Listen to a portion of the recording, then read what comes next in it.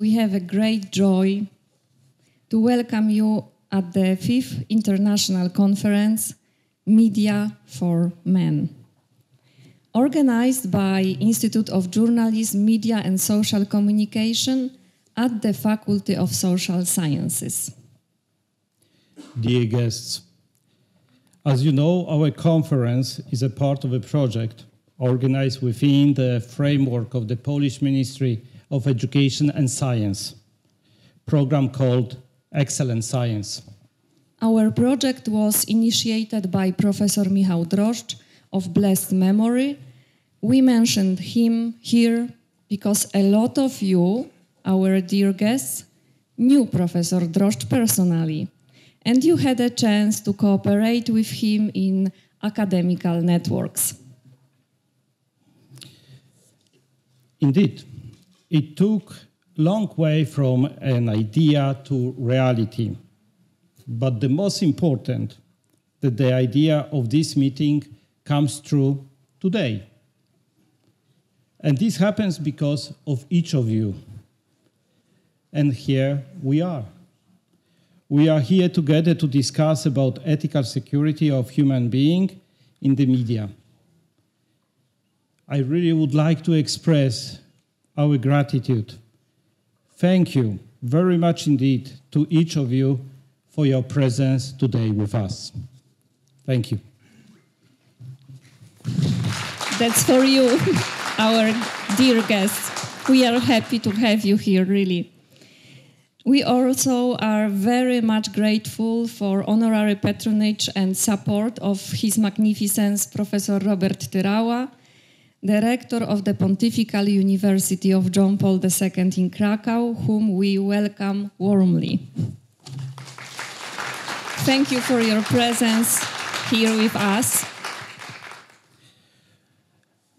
Not with us, but nevertheless, we would like to thank and express our gratitude to Bishop Andrzej Jeż, Bishop of Diocese of Tarnów, for his support of the project and honorary patronage as well.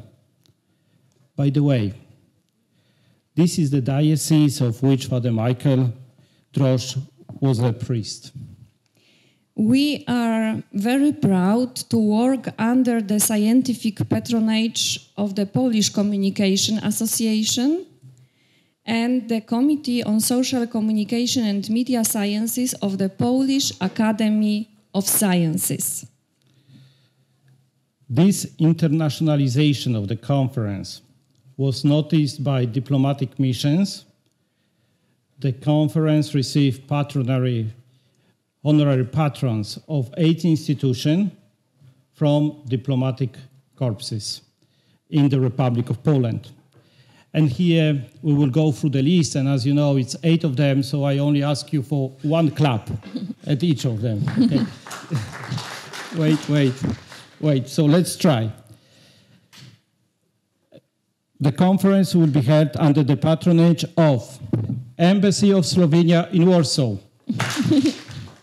Embassy of Latvia in Warsaw, Consulate General of Austria in Krakow, Consulate General of Hungary in Krakow, Consulate of the Republic of Croatia, honorary in Krakow, Honorary Consulate of Bulgaria in Krakow, Honorary Consulate of Romania in Krakow, Honorary Consulate of Estonia in Krakow. Thank you very much. We welcome also the consuls among us. Her Eminency, Consul General of Slovakia, Zlata Šipošová.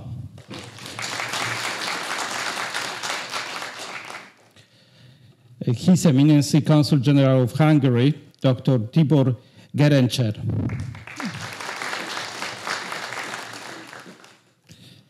His Eminency, Honorary Consul General of Croatia, Paweł Włodarczyk. And the head of the office at the Honorary Consulate of Bulgaria, Karolina Wiłkowicz-Rzesławska.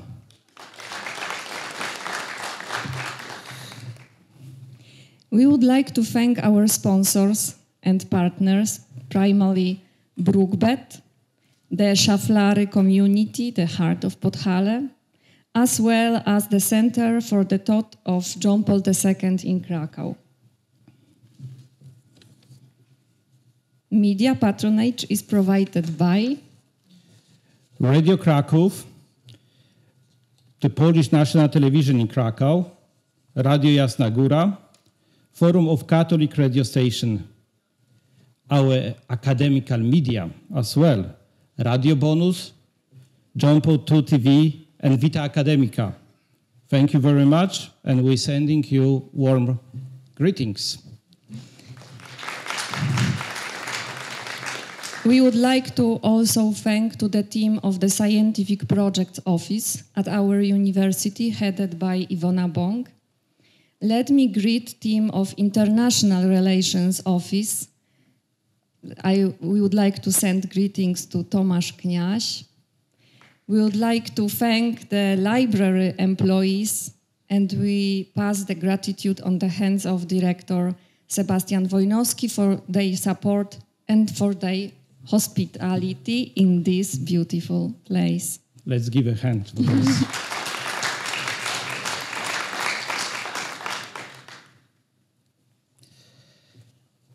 Now it's time for the most important moment of our opening ceremony, the opening of the conference itself.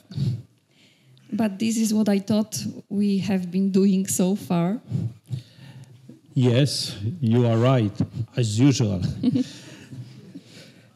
But here it is the moment of the opening of the conference. Now we would like to ask the most important person at our university to speak and open our meeting. But before it will happen, I have a challenge task for our guests' imagination. Can you imagine that 1 year ago and 3 weeks, 1 year and 3 weeks ago, there was just a green meadow next to our library. The new building of our university campus is the result of the decision, determination, and hard work of our rector, Professor Robert Tyrała. Also here, we should provide you with a high intelligent information, only for you. Promise, you won't reveal it. Our rector was re-elected for a second term a week ago. We warmly congratulate him. And we kindly ask His Magnificence Rector for official opening of our conference.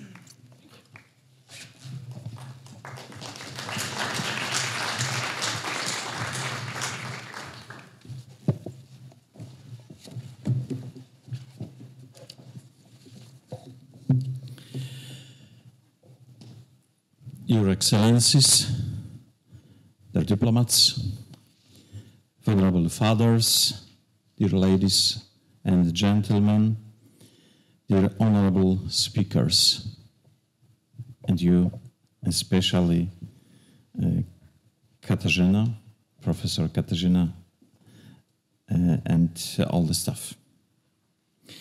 I'm delighted that you are here in Kraków, at our Pontifical University of John Paul II, for which I wish to thank you in person and via the media. It is a great privilege and honor to welcome you to our conference.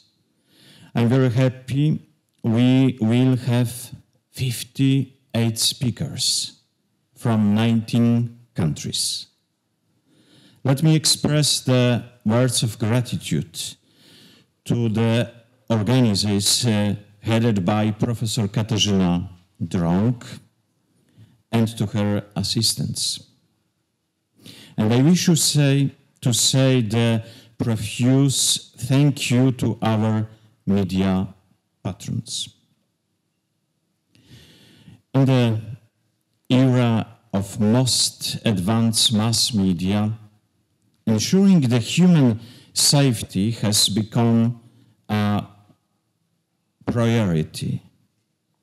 Every ethical action undertaken to protect the personal dignity and property has become crucially important. In the time of a huge impact media have on human life.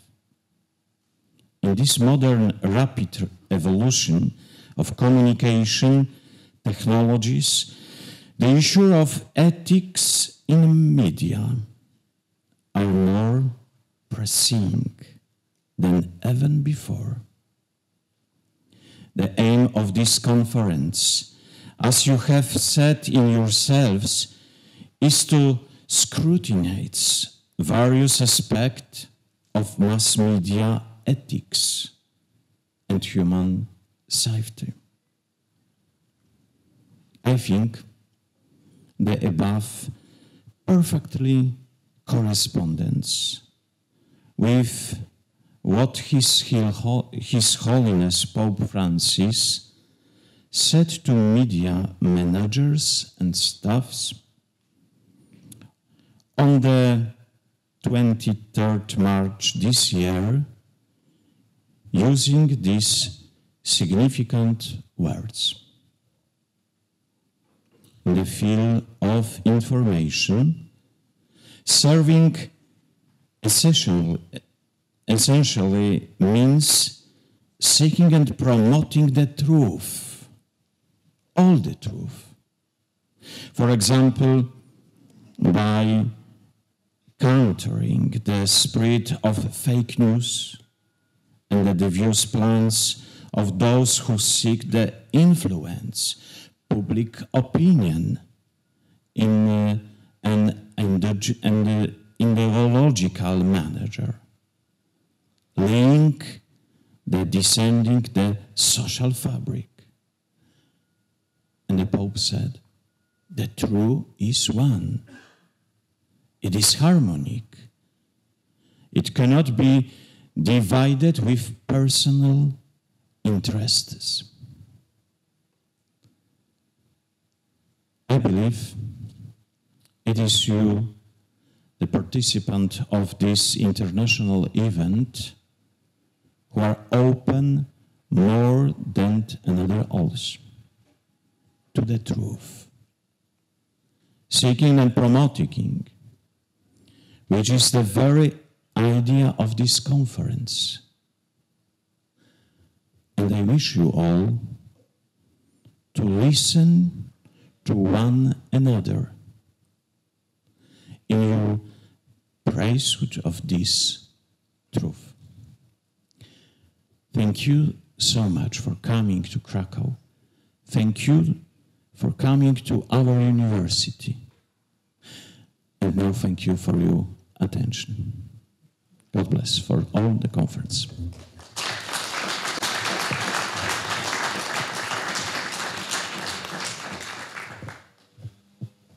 We are grateful to the rector of our university for these important words and for all support. Thank you so much once again. We, as a community of Institute of Journalism, Media and Social Communication, community of Faculty of Social Sciences, also with our Dean, Professor Sławomir Soczyński, who is going to join us tomorrow, and I would like to send greetings from him to you, dear guests.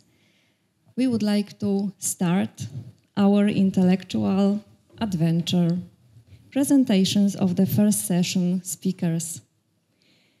Let me invite Professor Hristo Berov from Sofia University, St. Klimen Ochrydzki, from Bulgaria, who is going to present topic Media in Bulgaria and coverage the 3Cs initiative, What's the Trouble?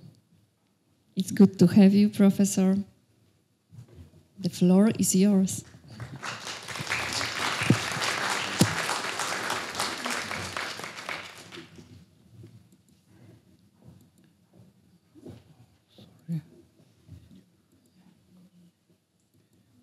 Might be. It was somewhere here. Yeah, thank you very much. Wait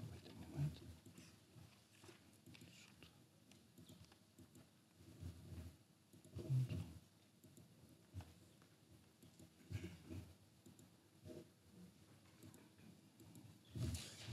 Well, thank you.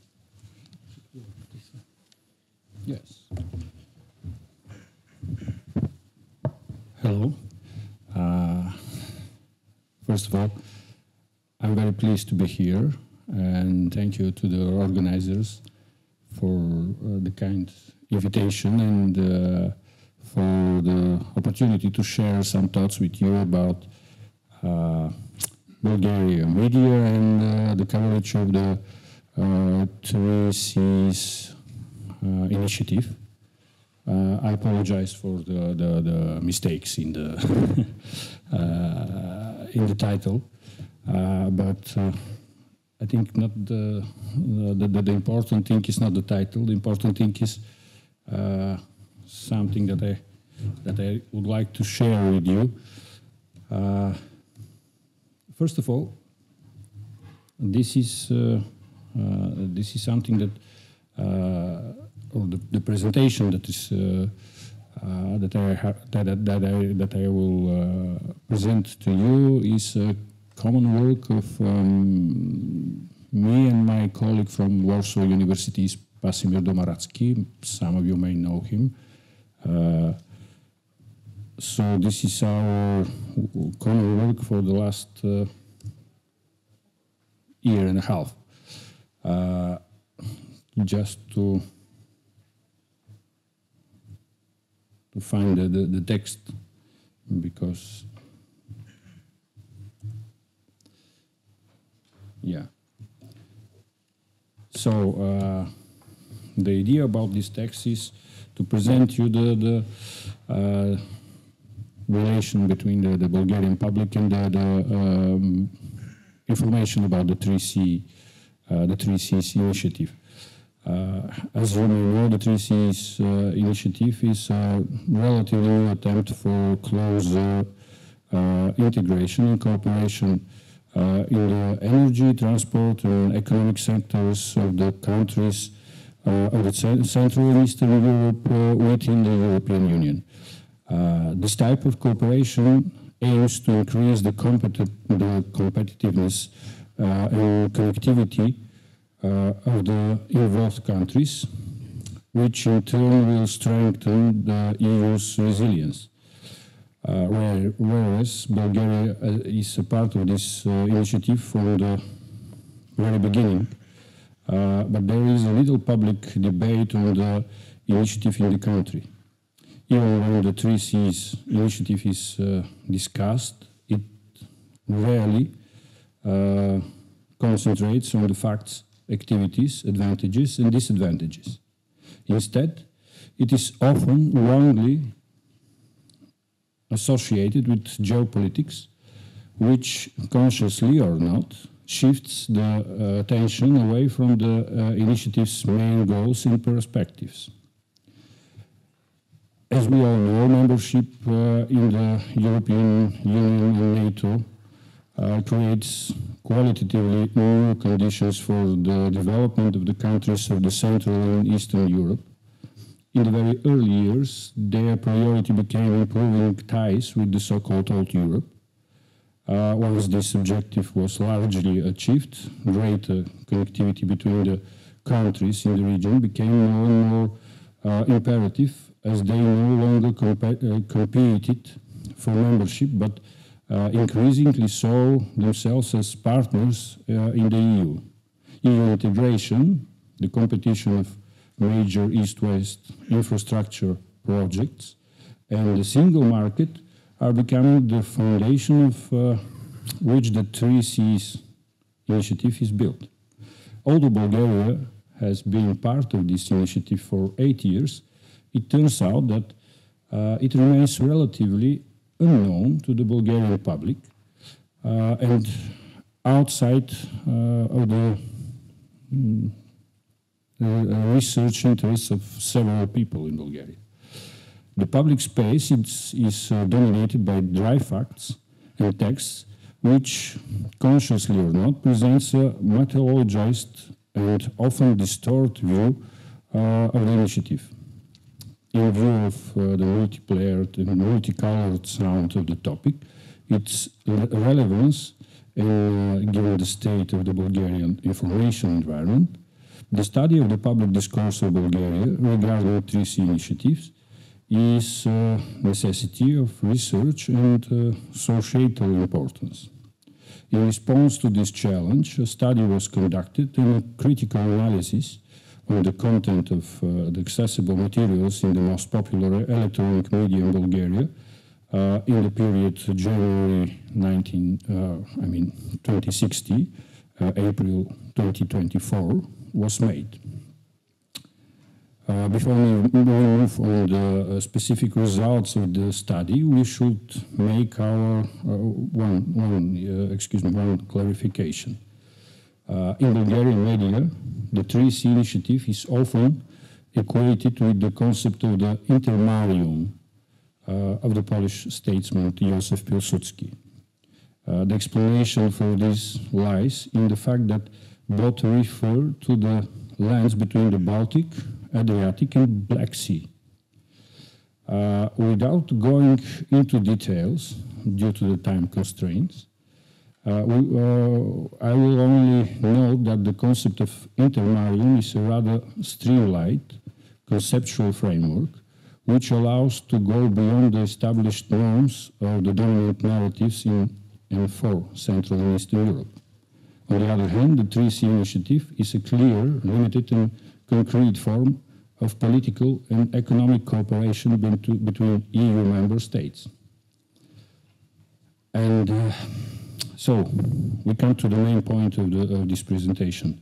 What does the Bulgarian public perceive and know about the 3C initiative? The answer to this question provokes a lot of reflections on Bulgarian society and its geopolitical maturity. Traditionally, the Bulgarian public reacts highly emotionally to issues of geopolitics, and the 3C initiative is no exception. The weak interest in the essence of the topic and the rather elementary approach to the interpretation of it is no exception too. A review of some of the most widely read websites provides a lot of material. The selection of the online sources on which the following analysis is based was made on the basis of official information in the website's traffic in 2021, the last known such ranking, taking into account their thematic focus. From 10 websites reviewed with the denser coverage of material on the topic, a rather interesting picture emerges.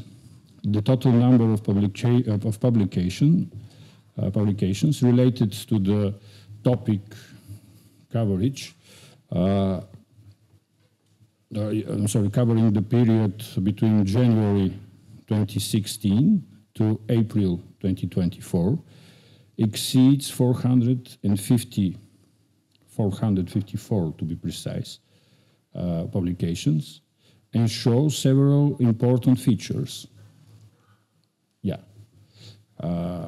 First of all, the materials can be divided in two. Those devoted to each and every one of the 9 meetings on the highest level from 2016 to 2024. And the second one, those occurring in the time between the respective events. The greater number of materials are in the first group, 251 against 201 here. You can see. So the intensity of the materials, as shown in the charts, varies depending on the time and the proximity of certain meetings. The highest concentration of materials was observed around the time of the 5th and 6th meeting, hosted by Tallinn, Estonia, and Sofia, Bulgaria, respectively October 2020 and June 2021, and in the months between those two meetings, 302 publications in total. The reasons for this concentration will be discussed in more details a little bit later. Also, striking is the uneven distribution between the different information sources, as you can see, on this chart. In general, despite the seemingly large number of publications, the awareness of the public is extremely doubtful. In the words of one of the publications, and I'm quoting, "Little is known about the 3C initiative in this country. At least for the general public, this geopolitical project is too obscure due to its insufficient promotion." To a large extent, and to the quote, to a large extent, this is due to the low level of interest over time of the Bulgarian state itself, with the exception of the 2020 and 2021 period. As noted by one of Bulgarian analysts, in Bulgaria, the initiative remained out of political attention for a long period of time. At the political level, it had support, but expert opinions on Bulgarian participation in it are contradictory and, in many cases, even skeptical. End of the quote. The clearest evidence of this is the lack of any interest in the inaugural meeting in Dubrovnik in August 2016.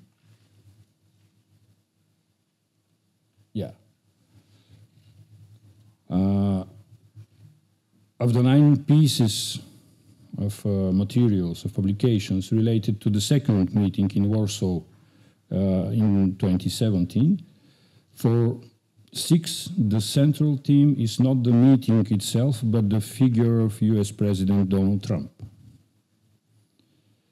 The sharp increase in interest in the initiative in 2020 and 2021 is due more to the domestic political situation in the country than to any sudden burst of awareness.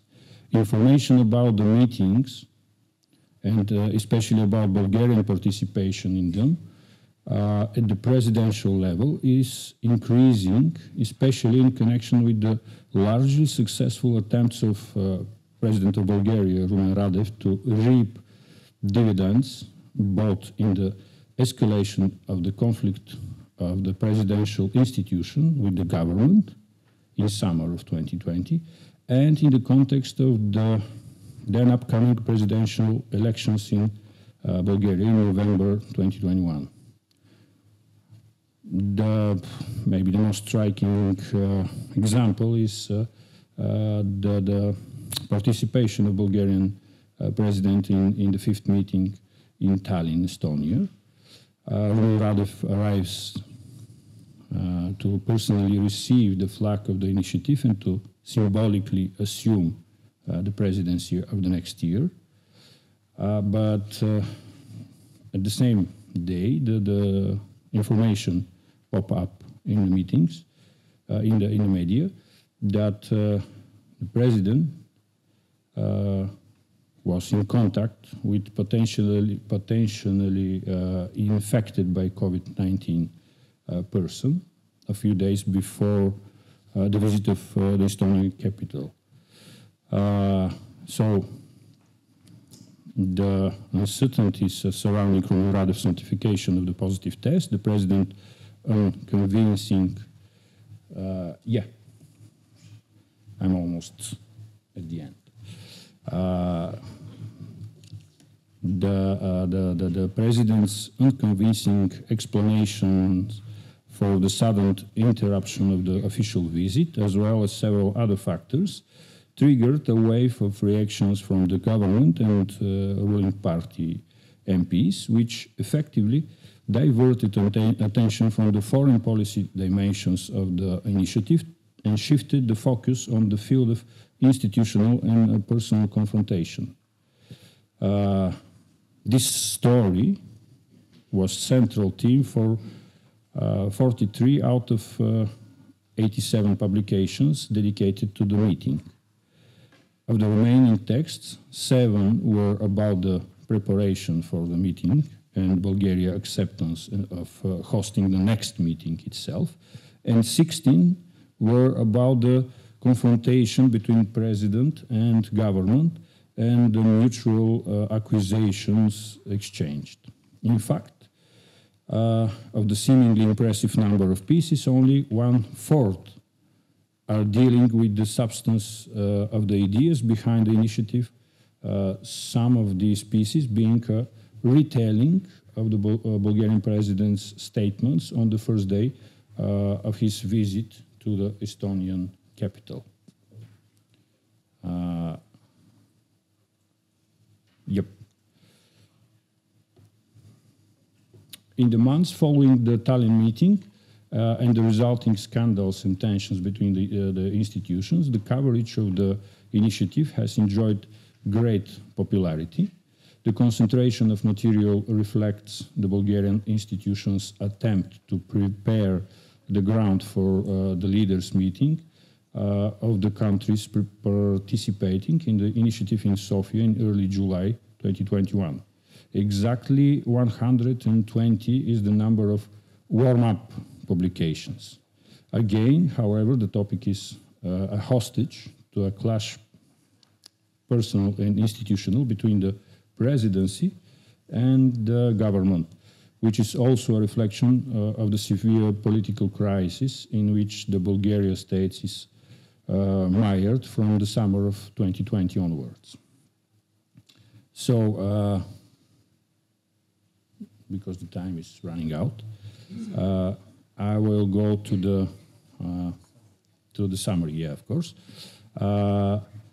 Just to say that after the meeting in Bulgaria capital in 2021, the publications in the media decreased sharply, and the general euphoria around the meeting disappears very quickly in the next not only months but years.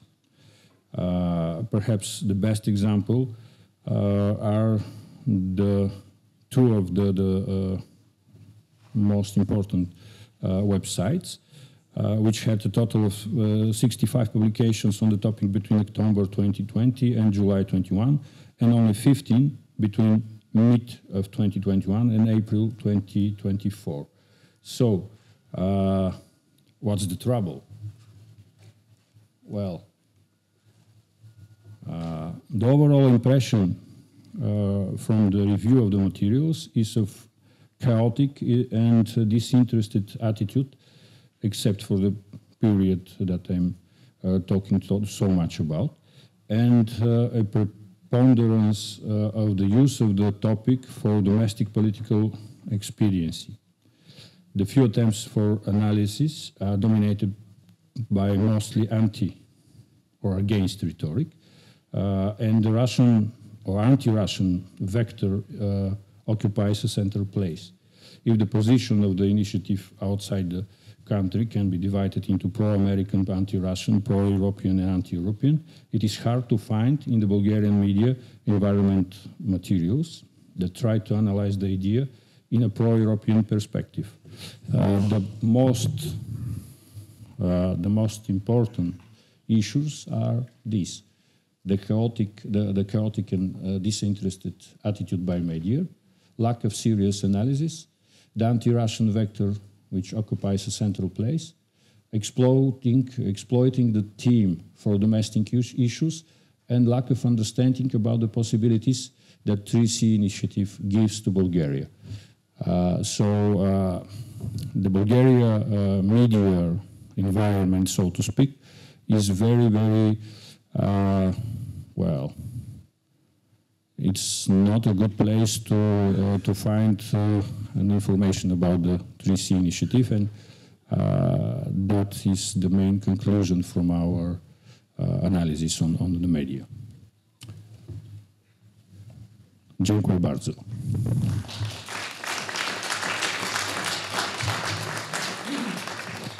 Thank you very much indeed. And should I stay here for questions?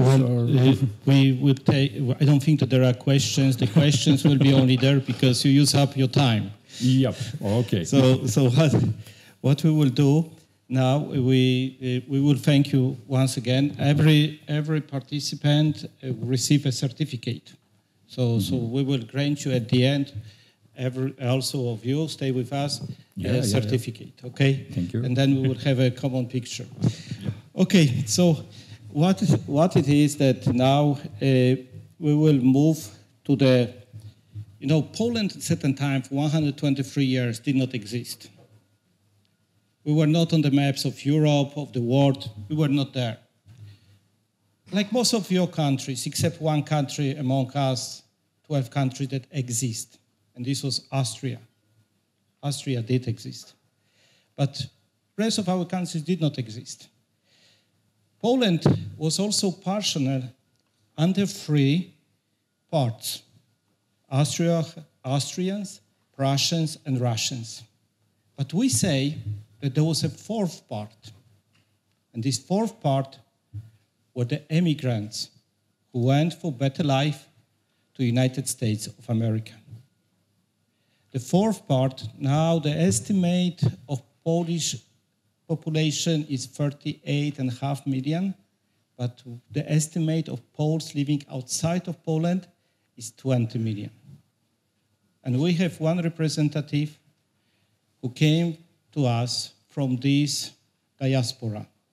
He flew yesterday all the way from United States to be here with us. So, greatly welcome, Paul Wajda.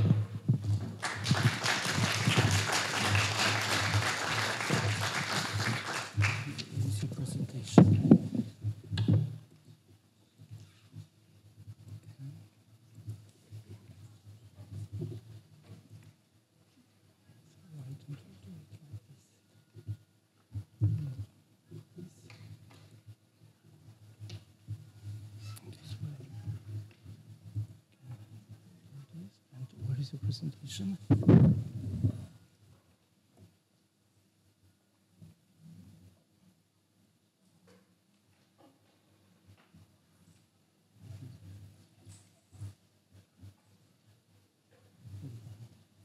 Did you put it here?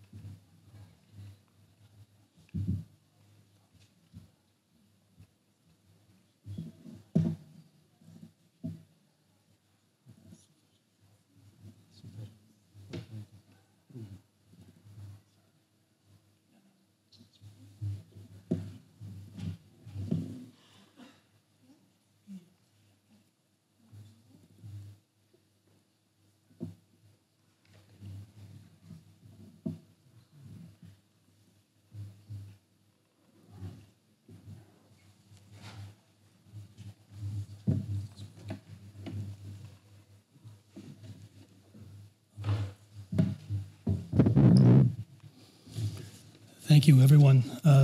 Excellencies, my extreme gratitude to Drs. Katarzyna and Piotr Drag for extending this warm invitation to me. It's an honor to be here, really.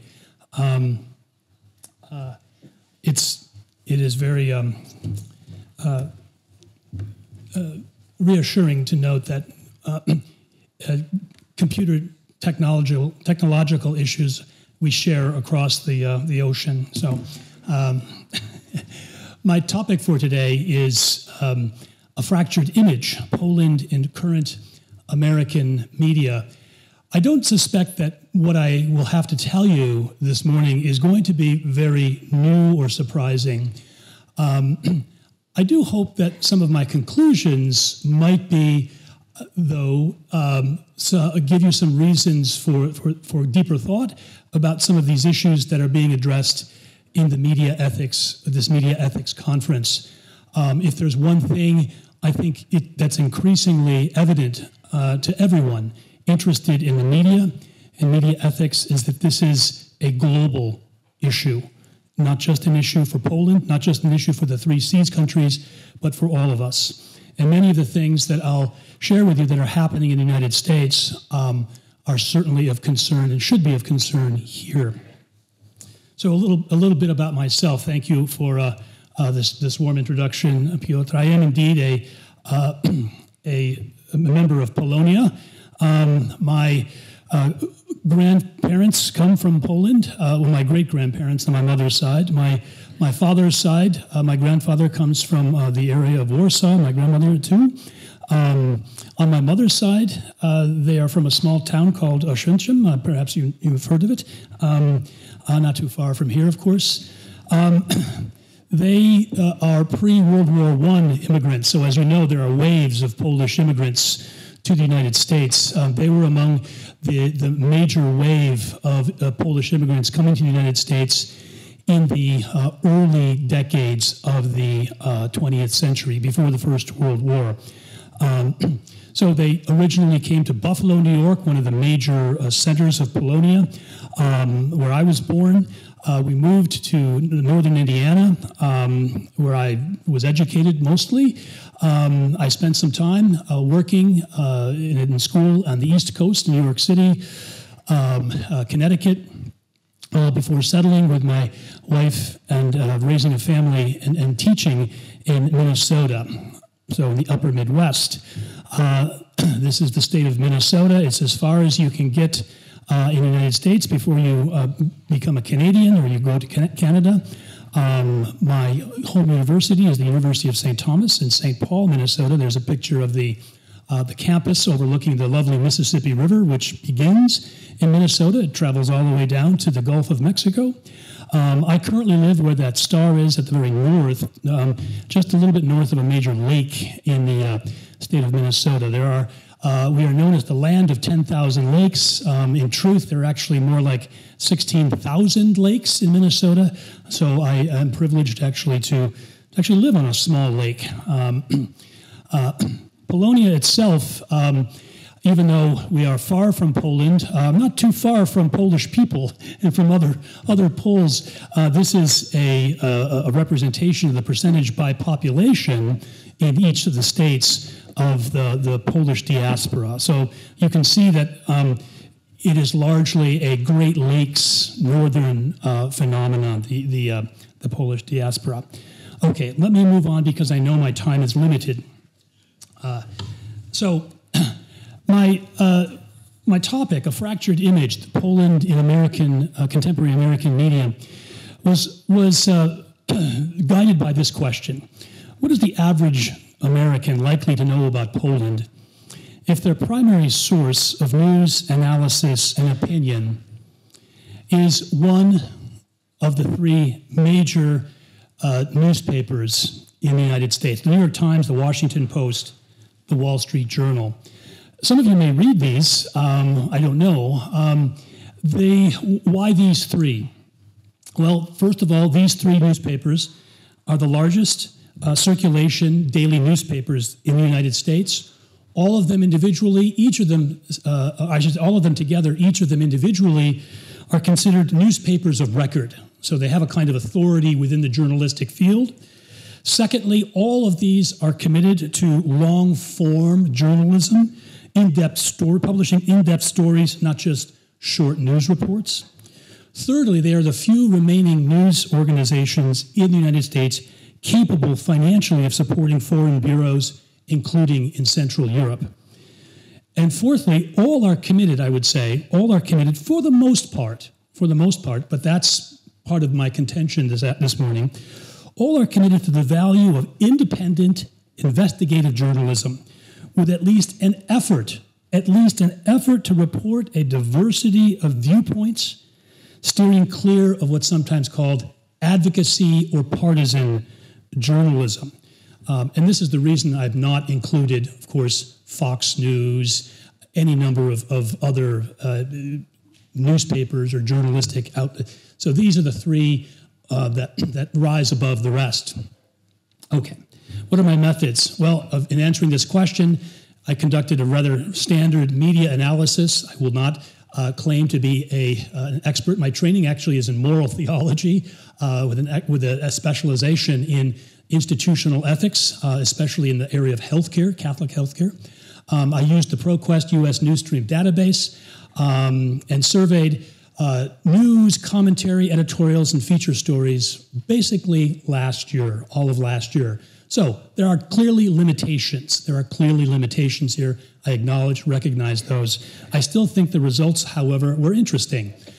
Just in terms of numbers, in terms of the sheer number of stories, commentaries, editorials, and features, you can see that there are well over 1,000 independent sources. I've looked at all of these, surveyed them for content, a little content analysis with respect to how they framed the issue of Poland. Also the 3 Cs initiative, which the previous speaker, I think I'll have a little bit to add to his conclusion. So you'll see that in terms of just news coverage, the New York Times spends a great deal of print, electronic and otherwise, obviously, covering Poland. They actually have a bureau reporter, Andrew Higgins, in Warsaw. But the Wall Street Journal is not too far behind. And when it comes to commentary and editorial, the Wall Street Journal, interestingly enough, is far more likely to publish stories, or I should say editorials or commentary, than simple news reports. Okay, so here are some of the results. After looking at about 1,000 different news reports, editorials, commentaries, features. Number one, a surprise, we have quite a large diaspora, as Piotr has suggested. Quite a few people are from Poland. In fact, one begins to wonder, as I did, or a reasonable person might wonder, so many people seem to be from Poland, one wonders whether there's anyone left. Obviously, there are many people here, but there are quite a few people who claim Polish heritage, at least in one respect or another, living in the United States. Not surprising. This is not, I'm not saying anything radically new here, but one is likely to learn that, of course, if one reads these 3 papers. Poland is a place that is filled with historical and cultural oddities and various quirks, right? And I have here just a slight slide. We're doing the tip of the iceberg here. So there's a great deal of detail underneath this. I've just pulled out some representative headlines from each of these papers. So again, perhaps responding to the curiosity about various oddities that appear, maybe of course, published in the local Polish press as well. Thirdly, it's and here we begin to, by the way, I'm moving from the more trivial to the more substantive, right? Thirdly, it's a place that's still haunted by the ghosts of World War II and the Nazi death camps. I think this is no surprise to many Poles. Many articles regarding this. The New York Times, and I know this is a neuralgic issue in Poland, the New York Times tends not to qualify the camps, by the way, as being in German-occupied or Nazi-occupied Poland. Both the Washington Post and the Wall Street Journal do. The Washington Post and the Wall Street Journal does qualify. It's a place of social cultural conflict. Surprise, surprise. Obviously, a whole range of culture war issues are reported. Sometimes these pieces are nuanced. Sometimes there's nuance. Depends upon who the reporter is. But mostly they're not nuanced. For example, the coverage of Agnieszka Holland's Green Border film was largely discussed in your typical cultural war categories, which I'll come to in a moment, of course, that reflect some of the political issues going on last year here in Poland and elsewhere. The Wall Street Journal tends to be a little less. Wall Street Journal is a little bit on the more conservative side of the spectrum. They tend to be a little less heavy-handed with the cultural war analysis categories. Of course, the troubles of the church are frequently reported. We have more than our share of these kinds of stories in the United States. So there are a number of stories that represent this. We could go again into greater detail. I'm just giving you kind of the tip of the iceberg. Beyond everything else, in sheer numbers, just simply numbers of stories, news articles, commentary, editorials, features, the Polish support for Ukraine stands out. And the Wall Street Journal, in particular, is far more representative, far more insistent on the bravery, the uniqueness, the distinctiveness of Poland as a defender of Ukraine, and one, in fact, that headline suggests has emerged as the Europeans' leader against the Russian invasion. Finally, of course, there's the political background. I've got 5 minutes, so I want to go quickly here. The political background. Obviously, there was an election in Poland, national election in Poland last year. Here, the fragmentation, the fracturing becomes most evident, right? The number of times you could do a search, right? Search for authoritarian, autocracy, illiberal in Poland, and you'll get multiple hits, especially the New York Times. Not so much with the Wall Street Journal or even with the Washington Post. In fact, an interesting editorial in the Wall Street Journal that regarding last October's elections here, the Wall Street Journal writes, "A lesson for other Europeans is that not every policy you dislike, even the big ones, is a mortal threat to democracy." Okay, very quickly, let me sum up. What was missing? Well, I would say a broader, more nuanced history of Poland and the region. You're not going to learn that if these are your only sources. You're, of course, not going to learn that about the other Three Seas Initiatives countries either, right? So Poland is no exception here. The level of American ignorance of Central Europe is stunning, all right, stunningly high. The lack of local voices, right? The reporting, Warsaw, Krakow. Does anything go on in Białystok? Does Lublin exist? Yeah, okay, yes. One wonders whether these places even exist. The local voice. I say this in part to move into my final comments, which is that what we're seeing in the United States, and this is, again, part of the fractured image, is the radical loss of local voices in American journalism. The death of local reporting, local news agencies, local news reporters is stunning, is absolutely stunning in the United States. There's almost no mention. There was one mention in 1,000 articles, and this is to the previous speaker's point. There's one article in all that mentions the Three Seas Initiatives, and that even not by name. It's Robert Kaplan's mention of the intermarium idea. That's it. So you wouldn't know that there was such a thing as Central Europe, maybe even, or the intermarium, or the Three Seas Initiative, if all you read was the New York Times, Washington Post, and Wall Street Journal. Finally, so what? Who cares, right? Well, as I was conducting this, it occurred to me, it was very clear that the fractured image I was looking at was not of Poland. It was of me. It was of me as an American Pole, right? More than 100 years ago, New Testament scholars searching for the historical Jesus, the image was used of looking down a well, the well of history, right? Looking down a well in search of the actual historical Jesus. And some theologians at the time said, well, what these theologians looking for the historical Jesus, biblical scholars, are actually looking at the bottom of that well is not, and what they're finding is not Jesus, but the dim reflection of themselves, right? So as I realized, I used that, I'm a theologian by training, so as I was looking at these stories, I realized I wasn't looking at Poland. I was looking at myself. I was looking at the fractured image of myself and our fractured social order in the United States, and thought, yet again, here's further illustration of the problem, the crisis that I think this conference, thankfully, has been called to address, which is the crisis of our fragmentation, the fractured culture.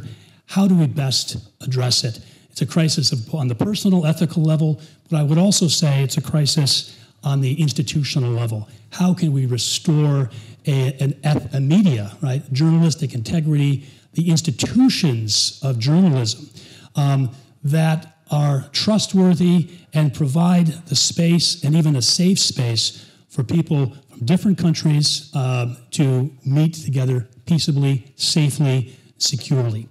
Thank you so much for your time. I look forward to hearing the rest of the speakers. Sorry, I wasn't advancing. Thank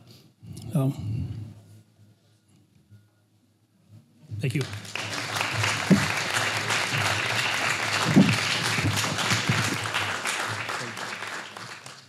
Thank you. Thank you very much indeed. And so after Polonia, we will move now to our friends in Europe. Some people are even surprised that we have friends in Europe, and we see them in Hungarians. We say Polak, Węgier, dwa bratanki. Lędziel, Magyar, kis toborat. Igen, jó Istenem. Okay, so we say that we are two brothers, Polish and Hungarians. So we have things in common. And one thing that is in common, for example, connected with this university, with the founding of this university, is Saint Hedwig. Saint Hedwig came from Hungary because one dynasty finished, and then she decided to also marry Jagiellonians, and the Jagiellonians filled up the space of the Three Seas. So that's what we have, the connection. And she started theology department at the university that was created in 1364, 1 year before Vienna University was created. So we are older than Venice famous university. Okay, so that's what we have regarding the Hungarians. And now we have a person that came all the way from Budapest, the dean. And I'm very happy to welcome here Professor Peter Krzysztof Zachar.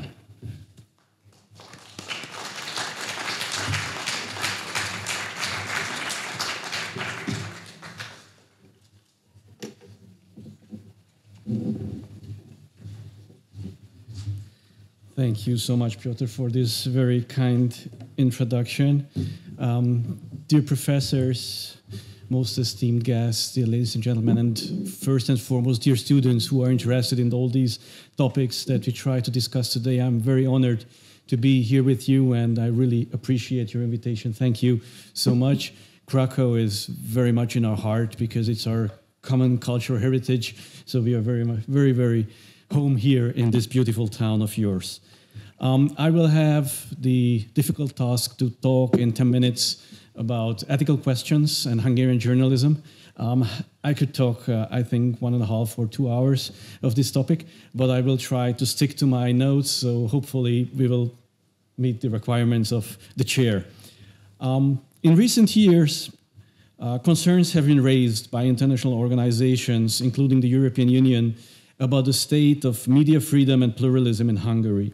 The Hungarian government has faced criticism for measures perceived as restricting press freedom, including the consolidation of media ownership, the enactment of laws targeting independent media outlets, and the politicization of state-funded media. In response to these concerns, the European Union has conducted various assessments and reports on media freedom and pluralism in Hungary, often in collaboration with independent media watchdogs and civil society organizations. These reports typically examine issues such as media ownership concentration, regulatory frameworks, journalist safety and independence, access to information, and the role of public service media. But in recent years, in the last 2 years, we can have some good news in this regard. In the realm of media freedom, the monitoring report of 2022 by Media Freedom Rapid Response sheds light on the state of press liberties across Europe. It serves as a sobering reminder of the ongoing threats to media freedom, and it's examining Hungary's media landscape in a comparative context. Through this, we gain valuable insights into the complex dynamics shaping press liberties in the region and the urgent need for collective action to defend and uphold these fundamental rights. It is interesting that this report juxtaposes Hungary's media landscape against that of Western European countries like France and Germany, where attacks on press freedom are more prolific and tangible, as evidenced by a higher number of documents and documented incidents. The Reporters Without Borders, an international organization advocating for press freedom, has also shed light on Hungary's media landscape and on the world of media. According to Christophe Deloire, the Secretary General, governments around the world are increasingly cracking down on independent media with fake news, pseudo-news, disinformation, eroding trust, and journalists often being threatened on social media. While Hungary has climbed up 13 places in the Reporters Without Borders global rankings, positioning itself in the middle of the pack, it remains glaringly deficient in terms of the economic conditions for press freedom. These deficiencies underscores the multifaceted nature of the challenges facing media freedom in Hungary, extending beyond overt attacks on journalists to encompass structural and economic constraints. The past decade has seen a real turnaround in the Hungarian media market on both the right and the left. During the change of regime, a number of well-capitalized foreign investors with expertise in media operations appeared in Hungary. The German Axel Springer, the Swiss Ringier, the again German Bertelsmann dominated the Hungarian media market for more than 2 decades. Today, this has changed significantly, with the vast majority of leading print and online media products owned by Hungarian companies. The political bias of the public service media towards governments is constantly criticized around the world and in Europe. In Hungary, 2 types of media operate on public funds: the public service media and the press products of local governments. A great number of print media products, the local newspapers, have been brought under the government-owned Central European Press and Media Foundation, in Hungarian KESMA, in recent years. And newspapers are increasingly featuring uniformed, more centralized content. Despite declining circulation, print county dailies still reach huge audiences, sometimes with a stronger, sometimes with a more pervasive governmental narrative. However, it should be noted that the picture is far from one-sided. In recent years, a specific milieu has also developed on the opposition side, a significant part of which is strongly party-affiliated. This specific journal world is not centralized like the editorial world of the government side. Several independent editorial offices are owned by small or large companies, individuals, or foundations. They also differ in style and professionalism. Most of them, however, are mainly political and contribute less to the discussion of public affairs and a better understanding of the world, but to political campaign and ideological warfare. And I think, although these issues are there, it is an important another question that we have to raise here, and that may be not only unique in Hungary, but we can see a very strong decline in the style, quality, and language of Hungarian media or media around Europe. The prevailing tone and negative ideas promoted by the media, the irreconcilably opposing ideological sides, the negative narrative, the constant political struggle are seriously damaging the quality, standards, and content of journalism. We can see that the Hungarian media, or those who are part of the media, are prone to publishing content that violates human dignity, the religious beliefs of communities, or even calls for the violent overthrow of power.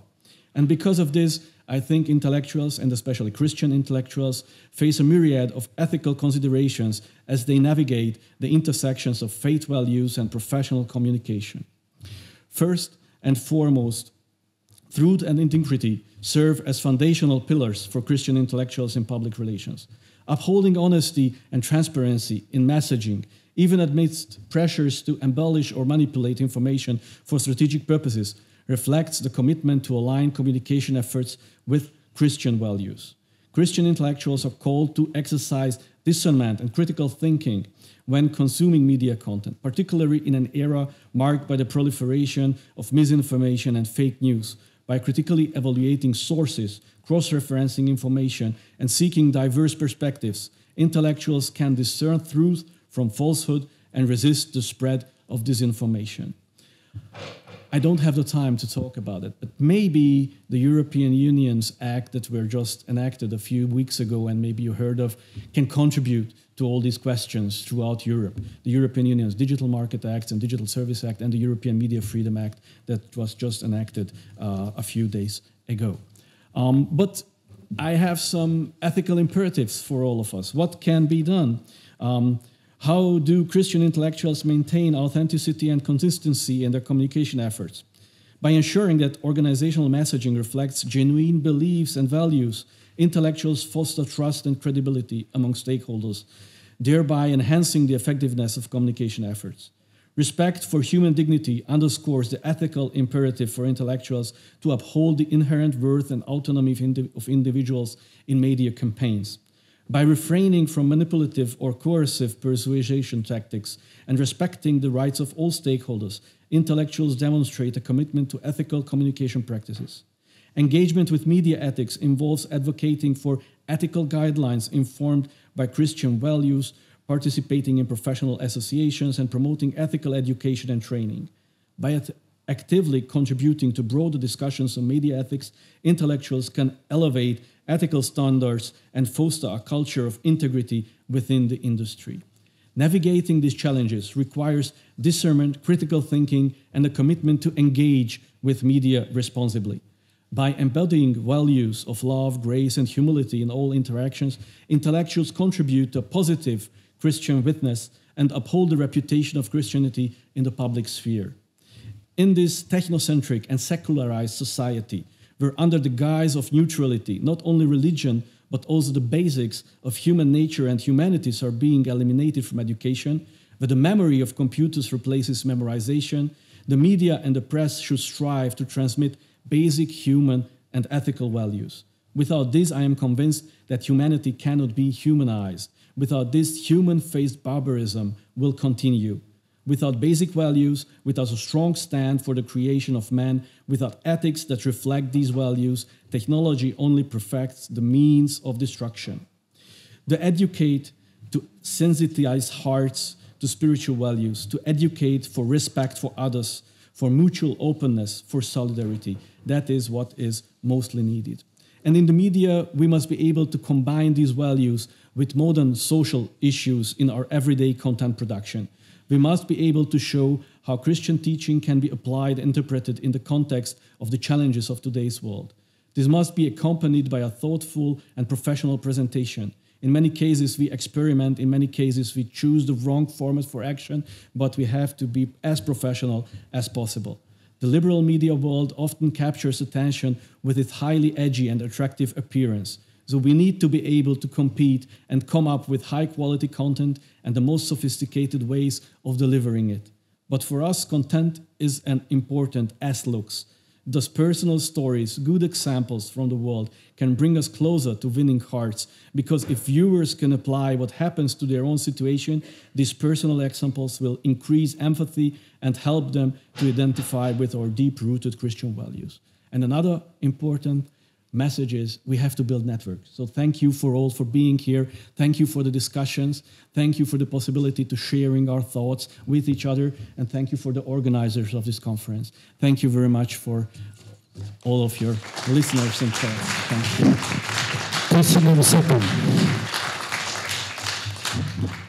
So here I need to reveal that I was messaged by the Consul General of Hungary. That's supposed to be for the opening. So let me translate from to English. We are after the successful Hungarian evening with professors. Yesterday they had a special invitation. I hope that the guests were very happy. I was planning to participate in the opening of this great conference, but due to other factors, I was obstructed and I was not able to come over. I beg your understanding. I wish you successful conference, and I hope that we will see each other soon. With cordial greeting, Tibor Gerencsers. So this is a Hungarian chip in, and now we are moving to one more person that I would like to greet that is connected with very special place, with Villa Deciusza, because we have with us Dominika Kasprowicz from Villa Deciusza, director of Villa Deciusza. And why Villa Deciusza is important? Because that's where the idea about the 3 Cs, back then it was only 2 Cs, was spoken for the first time. So the Croatian came, and the Croatia always have the great ideas. So the president of Croatia came together with President of Duda, and they spoke about AB programs. AB, why AB? Because Adriatic and Baltic. And they said, why don't we extend to C? Because in most of the Slavic languages, Czarne, it starts with C. So it's supposed to be A, B, C, C's, so Black Sea. Yeah. So that's what in English would be ABB. So we are moving now to another country that does not have an access to the sea. The same like Hungary, not anymore. So then, when we are going to talk about the specialists here, also about the values, and I'm very happy to invite a very long life friend from Austria, Martin Kugler. This floor is yours.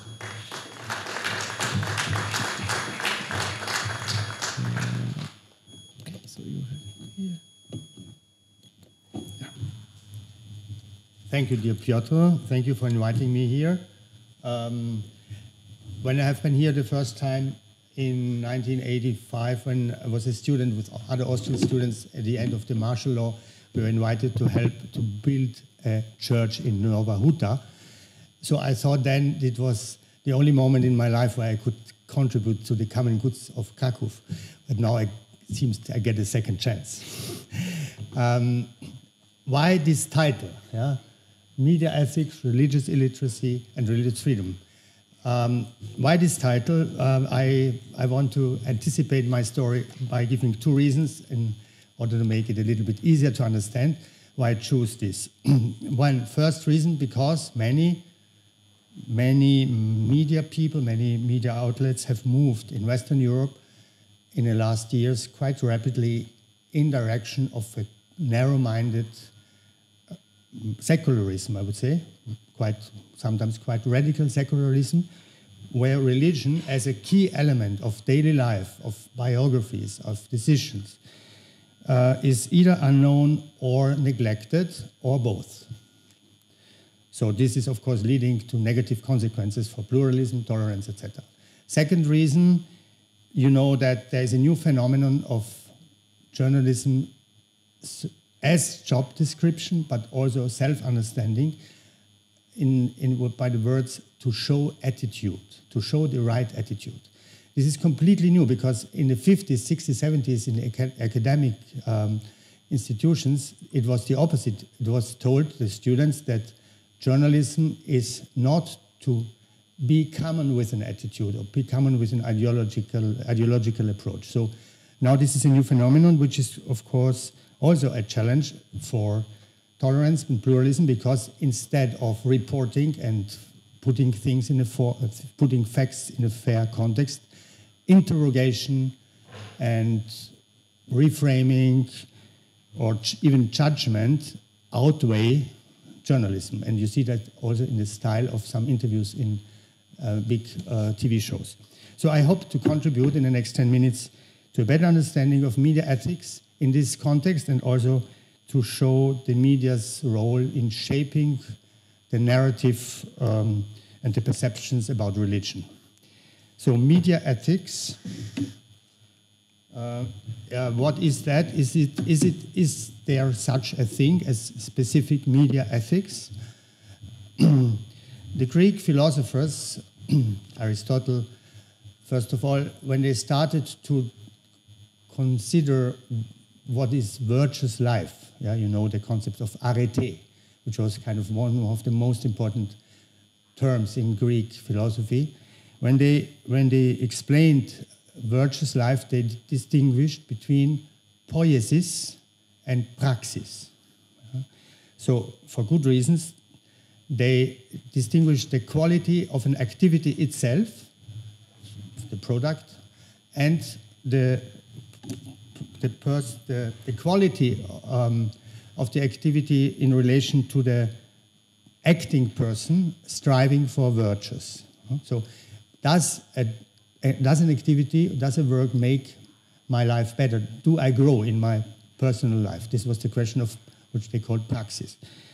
So they considered both elements as essential for a good life, and I want now to interpret this for in regarding the media professionals, where I think we have to need to focus on both, on the quality of the product, of the media outlet itself, talking about competence, truthfulness, impartiality, responsible priorities in selecting news or stories, but also the personal level, the personal challenges. And if I would need a word to summarize the personal level, I would say, in English, sincerity of intention. Yeah? Sincerity of intention, that means a lot. Yeah? That means that the personal bias of a journalist should not influence his report or her reporting choices, or that excessive ambition or looking to the peer group of other colleagues in journalism should not influence too much in how we do a piece or tell a story. Or also the role of the peer groups and the conflict of interest, of course. You know that. So looking at these examples, we can easily understand that such specific requirements for quality journalism is often forgotten, or at least not, or sometimes not even mentioned in the academic world. And then I think even prestigious outlets, you would find the relevance of this lack of sensitivity and, of course, bias, and which is more visible, maybe more visible regarding religious issues. So therefore, some words on religious illiteracy, ignorance about religion in the media as a threat to religious freedom. Growing secularism creates a form of blindness for the importance of understanding the role of faith for many realities, for many biographies. And as many media professionals lack personal relation to faith or to a church, they need even more knowledge and education in regarding religious freedom, tolerance, pluralism. Yeah? This is very important in order to be able to find the right context for certain facts. Yeah? And this is also a little bit my connection to the talk of Professor Wojda, because I think that secular media in the United States lack understanding of Polish culture because they have no feeling for what is the religion, why is religion so important? Yeah? This is kind of the attitude. Why does religious illiteracy threaten, even is maybe a strong word, the religious freedom? So I give some examples. 4 years ago, at Easter Sunday, there was one of the most dramatic attack on Christians in this century. 250 people died during this Sunday Holy Mass, Easter Sunday, other prayer meetings at the same time, and nearly 500 people were injured. And the first reaction, which kind of gave the lead in the social media, was a tweet sent by then Foreign Minister of Germany, Heiko Maas, who said, among other things, the attack apparently targeted praying people and travelers. Praying people and travelers. So no mention of Easter Sunday, of killing people during a Holy Mass in a church, in the cathedral in Sri Lanka, not mentioning that it was an anti-Christian Islamist group which did this as an attack against religion. So it was kind of a very distant, not really familiar with any facts, judgment. This is some problems with religion, prayers, travelers. Yeah? And this is a very typical attitude of Western elites, yeah? Seeing religion as a problem, but not feeling any responsibility to dive into the topic, to see what happens, etc. So the second example is Nigeria, very recent. Last Christmas Eve, there was an attack in Nigeria where killing many Christians during Holy Mass. The European Parliament took the opportunity to talk about this, but at the end of the discussion, and it was about 8,000 Christians murdered last year, that's quite a huge number, they said, yeah, it is mainly due to climate change and environmental degradation. And this is, of course, not just stupid and wrong, but it's also very dangerous, because if you don't name and shame it, if you don't tell the Nigerian government that they have to do more against corruption in the police, not prosecuting Boko Haram, and so on, and giving money, by the way, to Nigeria, still without conditions to face these problems, then nothing will change, yeah? Because climate change, well, okay, what should they do? I mean, they cannot, Nigerian government will not change the climate change and help Christians at the same time. Yeah? Okay, so does anybody care is my question. There is still not really a lot of awareness in Europe about these obvious problems of illiteracy and also bias. And we have a survey which says that 61% of the people worldwide, this is a very large-scale study, see this problem, but maybe not. It's not arrived everywhere. So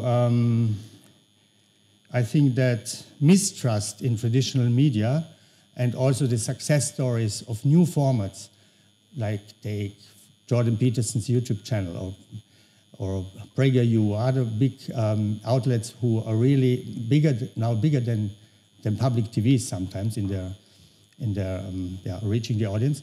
This fact shows that there is some uneasiness and discomfort with journalism in a traditional way. Yeah, you see that? I can jump. So one person story. Yeah, my wife is a member of parliament in Austria, and she started to renew the tradition of prayer breakfast, which exists in many countries of the world. And she included members, colleagues of all other parties, other denominations. There was Jewish people and Muslim, and still there was the reaction of liberal media, very aggressive and very shocked. Wow, how can you do that? And they framed it in a way that it was really ridiculous, yeah, because on the left side you see a report on Loreto, which is a very nice prayer group in Austria. It's big, but it's not at all political. It's very easy. They do gospel, they do worship, and so everybody loves them actually. But the liberal leading quality newspaper was framing them as fundamentalists. And on the other side, you see that that was during COVID. Therefore, my wife and the colleagues wear masks. But you see this is quite a small meeting because of the limitations. And still the same newspaper tells that now political Catholicism is coming back and conquering Austria, which is, if you live in Vienna, quite ridiculous as well. Yeah? But it's still, of course, trying to destroy political career of a person whom they don't like. Yeah? So the same happened even much more dramatic to Päivi Räsänen, and she is a Finnish politician, member of parliament still. She was even Minister of Interior Affairs, Home Affairs, Christian Democrat, grandmother of 12 grandchildren, medical doctor. So you would say she is really in the midst of society. She's really a very nice, sympathetic lady. But it was not an obstacle for the police to interrogate her for more than 13 hours during several years because of one single one Bible verse tweeted on the issue of marriage and sexual behavior. And it was addressed to her own Protestant church. So it was not addressed to the gay pride and LGBT movement. It was just criticizing her own church for hosting the gay pride in Helsinki. And this tweet was considered as hate speech, and now she's still a third time on trial. So you see the problem here is that there was no outcry of the media. There was hardly any media covering this outside of Finland. In my country, it's a maybe small conservative Catholic media having a short piece, but nobody else. Though this would be a very interesting story. It's a nice person. There's a huge topic. It's freedom of expression, freedom of opinion. This is a civil right. Finland is a civilized country, tolerant country. So you would think that this is a good story for journalists, but it is not. Yeah? And it is I think it is about this bias which I was trying to describe. Yeah? So to come to an end, I would think that I would want to underline the role of formation. Yeah? Formation. It's the right place to say that here, because I believe in virtuous approach and not in legal restrictions. Yeah? You see that the hate speech laws, this seems a good thing, but the hate speech laws are producing such stories. Yeah? She is prosecuted because of hate.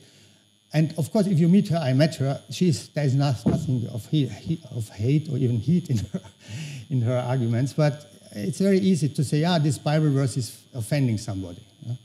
And the general attorney or the general procurator in Finland even compared the Bible with Quran and Hitler's Mein Kampf, because she said, you are allowed to have these books at home and read it, but you are not allowed to quote them in order to offend other people. So she brought these three books on the level, which I mean is of course outrageous. But I'm still I hold the opinion she's allowed to say that, maybe not as a general attorney. Yeah? So the worst manipulation normally is not done by blatant lies or fake news, but maybe more by imposing an ideological frame or leaving out the right context, leaving out important facts, and all these just in order to support the narrative you want to tell. Yeah? So it's not fake news in a classical meaning that this is completely wrong, but it's framing some facts which are coherent, which are right or truthful, but in a way that people don't get a truthful picture of reality. And I think that, of course, as Christians, we have even more responsibility to at least to aim at coherent information and truthful news, but truthful stories. But this is, as you see, very much connected to personal virtuous life or striving for virtuous life, which the Greek philosophy called praxis. I would also recommend, maybe in academic research, to focus more on the problem with campaigning journalism. So this is a new form of journalism which is expressively, or unexpressively, but they do campaigning, yeah? and even destroying political careers or the reputation of political people. And this is dressed up as journalism, but I think it's not journalism. It's in the best case, public relations. Yeah? So I quote at the end an Austrian writer, Karl Kraus, And it's a very famous quote, and he said once, better to lose a friend than to miss a point. But I would tell you the opposite. I hope that you gain many friends by telling truthful stories and coherent contexts, and I wish that we manage this to gain this aim, because we should still be interesting. Thank you so much. Thank you, Martin, very much, and thank you for mentioning about your wife. Of course, greetings to Gudrun. Pass from us that we were passing the greetings to Gudrun. Yeah, so that's your lovely wife. And now, after Austria, we will move now to lovely Romania. So Romania has a potential, and this man is incarnation of potential. Really, seriously, this man, I mean, he is doing miracles, and I saw this in Romania, but because of some restriction, I'm not able to tell which kind of miracles he's capable of doing. But if you go to visit him in Romania, you can see the miracles, and I saw it. I could not believe myself. Okay, so here we move. We were in Hungary. What's the connection between Poland and Romania? Carpathian Mountains, Carpathian Ridge. We start in Romania down south, and then we move to Szaflary. And then after this speech, we will have the award ceremony for those who gave a talk. Now and then, because normally it's at the end, but at the end this would be like a smooth moving to Szaflary itself, to the Carpathian Mountains. We are not able to take you to Carpathian Mountains, but the Carpathian Mountains came here for you. So we start in Romania at the Carpathian down south, and then we go to the Tatras. Okay, the floor is yours, and this is University of Brasov. Thank you, dear Piotr. So we are going to the plan A, yes? A. So not plan B, but even I'm prepared for the plan C. So you know that because we discuss about the most important part of any conference, the coffee breaks, because there happen the most productive things. So can you imagine a speaker comes with plan A, B, C? Yeah, like Adriatic, yes. Baltic, and Chorny, and the Black Sea. Okay. So Piotr, please stop me after 10 minutes. So in order to make a part of the plan A and then go to the C.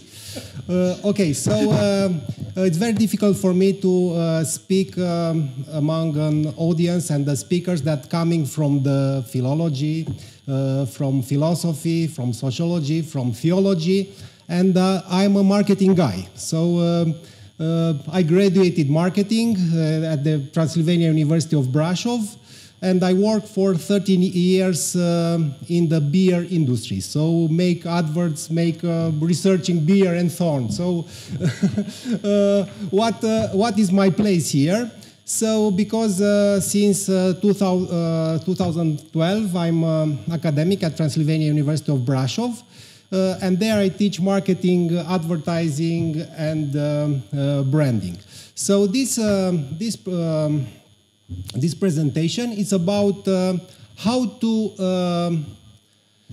craft, how to use creativity in communication of the social causes, because it's very difficult to communicate social causes because you don't have budget.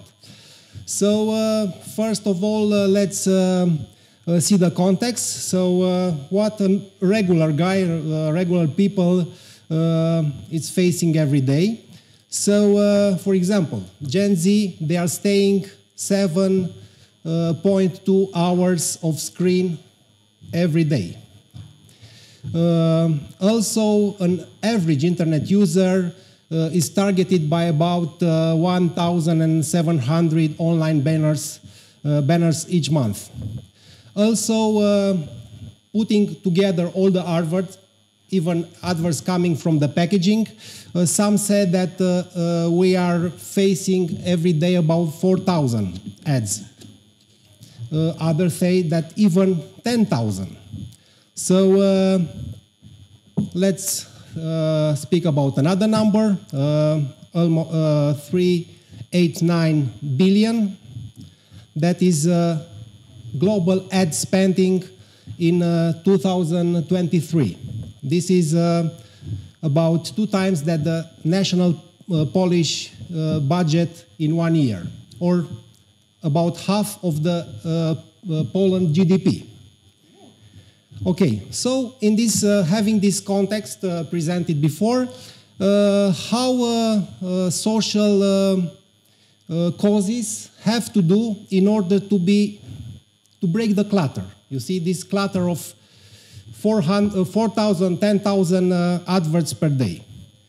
So they have, and I present here, I hope that I will manage to fulfill all the plan A, so to present all the entire presentation. There are 3 main directions. So first one is the PR stunts. So an emotional brand activation that usually happen online, offline, but manage to generate buzz and earn media, so free media, online in order to reach many people. So I have here a case study. It's about Magic Home and Magic Chair. Let's play it. Okay. Wait. Sorry. This is a hospital chair. For parents of children with cancer, this is home. It's the only accommodation Romanian hospitals can provide for them. On this chair, parents sleep, cry, fall, and rise again. A house near the biggest oncology hospital to shelter these parents was desperately needed. To convince people to donate, together with Magic Camp NGO, we moved the reality of hospitals into a downtown art gallery, inviting people to take a seat on the chair that nobody wants to sit in. The commitment? Occupy the chair 24/7 until enough donations would be received. Celebrities donated their time for an online video that encouraged Romanians to join our cause. Then this happened. Almost 2,000 people registered on the dedicated website to what became the biggest solidarity gesture ever seen in Romania. The Romanians' response redefined the meaning of togetherness beyond race, religion, income, age, and status. For 23 days, around the clock, 636 people sat on this chair, and the entire experience was live broadcasted on YouTube. One chair changed the game for fundraising campaigns in Romania, raising €500,000 in only 3 weeks, with zero budget. Even after the campaign ended, donations kept coming. The money raised until today reaching over €1 million. Magic Home will open this summer, and more shelters are to be built. Okay, so I'll not stay to discuss this one because I still have another 2. Another option is to media hacks, so a campaign that hijacks media platform in order to get their message across for free. And I have here an example from Nemira bookvertising campaign. And let's play it. Ne lipsește timpul pentru lectură, nu găsim nici banii pe care să-i dăm pe cărți, iar de chef pentru citit ce să mai vorbim. Un studiu realizat de Institutul Român pentru Evaluare și Strategie arată că aproape un sfert dintre românii n-au mai pus mâna pe un volum de o veșnicie. As Romanians have the lowest interest for books in Europe, the publishing houses have extremely low budgets for promoting their authors. Gândiți-vă de câte ori ați văzut reclamă la ciocolată sau la produse care sunt de larg consum. Aici există niște bugete de marketing și promovare foarte mari, care, din păcate, piața de carte nu poate să rivalizeze niciodată. What if we could get brands to promote books for free? A hack that turns every brand's content into book ads by simply replacing props with real books.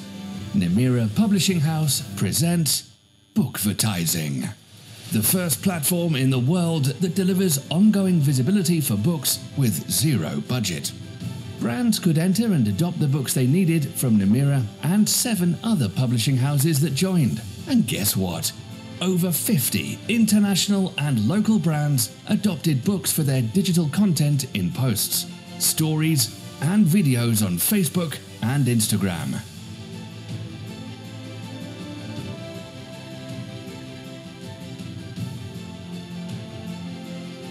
But it went even bigger than we expected, with our books taking over TV commercials, outdoor, catalogues, and window displays, generating 1.2 million euros in earned media. This idea sparked a national conversation about reading in writers and readers' communities, TV shows, Că nu e o inițiativă rea, nu? Cititul e bun oriunde. E foarte bun, sigur. Și mai ales pe rețelele de socializare. And all over the media. All this convinced one of the main Romanian TV stations to join our initiative and introduce a new PSA that encourages people to read 1 book a month. In only 2 months, we obtained 1.5 million impressions, and we expect 9 million impressions in a year's time. All this with zero budget and a platform that employs brands to make books shine again. Okay, and have I time for the third one? Yes, for the third one, not for option B. Okay. Ne lipsește timpul. Okay, sorry. So this is another direction. So storytelling, it's an emotional execution that tells a story that have the power to break the clutter. And for example, with these case study, you see what? It's a very touching case study.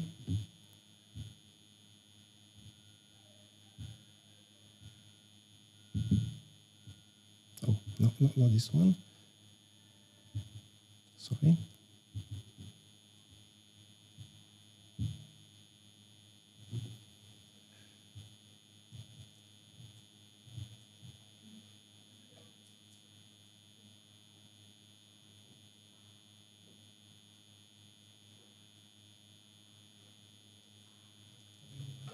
No sound, but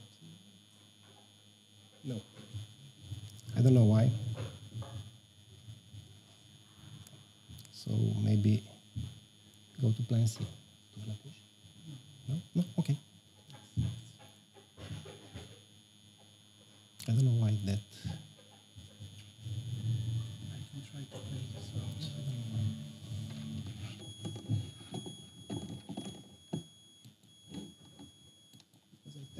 All of them. Oh, just to have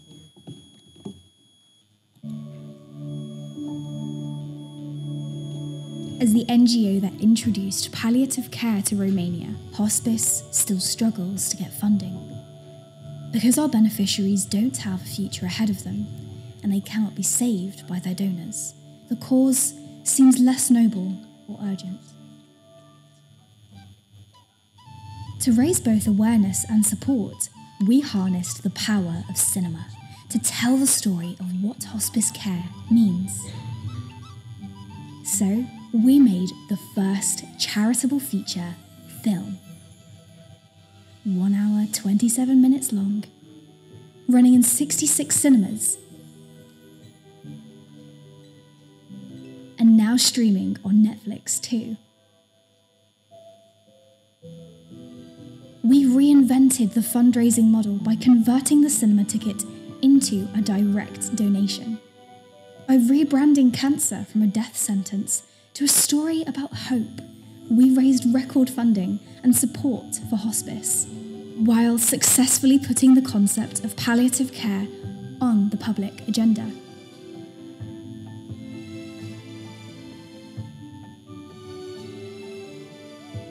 Placing our bet on the power of film sure paid off. All with zero media budget.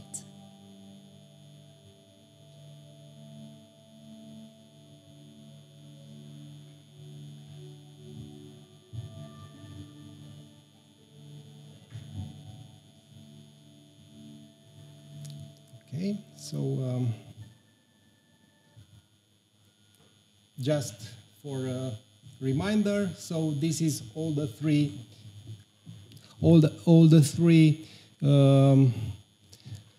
ideas from many that can be used by the NGOs or other social causes initiatives. So first, start with an insight that will shake the world.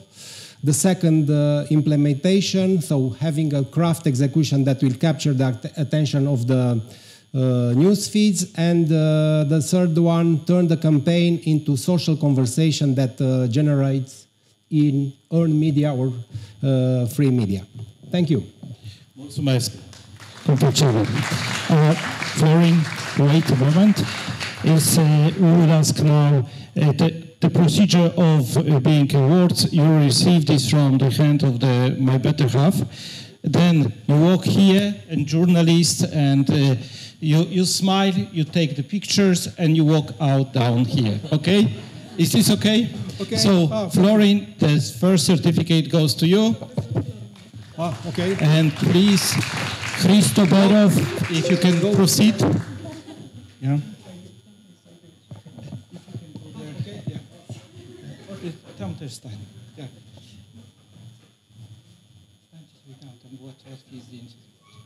Yeah. Okay, thank you. So, Christo Borov, please, if you can stand there. Thank you very much for taking us to Bulgaria and for your input. So, thank you once again. Then Paul Wajda and Martin Kugler, you can come along. Yeah, so, and of course Peter Zachar would be the next one. So,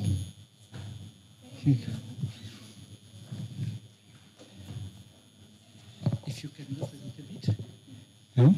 And then next Paul Wajda, and then the most officer-like and disciplined Peter Zachar. And foretaste for the next presentation, Szkoradziński's family, if you can proceed as well, here, come. So you will take already the floor.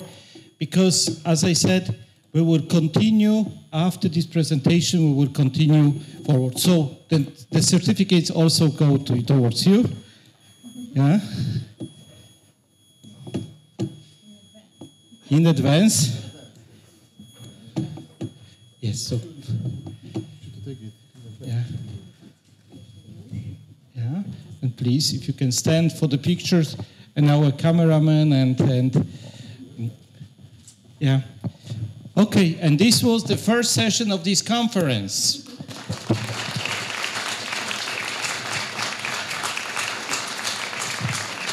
Thank you very much for your patience, and thank you so much for your speech and for your patience, for your presence.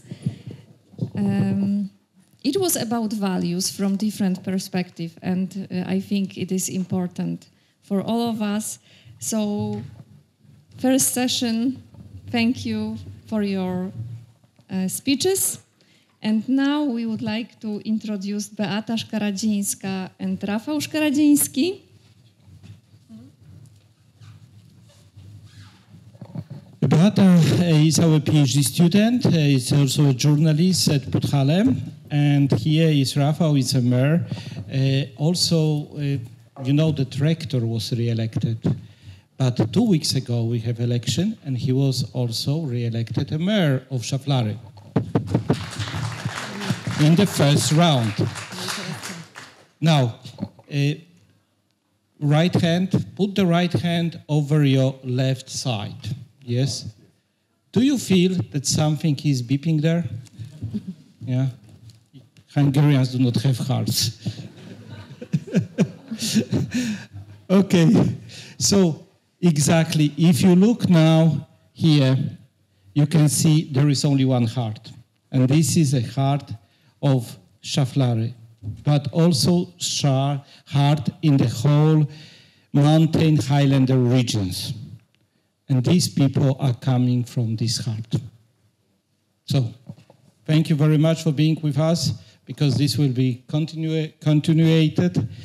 We start here and we go to have a taste of Szaflary after we are done here. So, thank you very much, and the floor is yours. So better started. Okay. Dear ladies and gentlemen, I'm glad that I am with you at the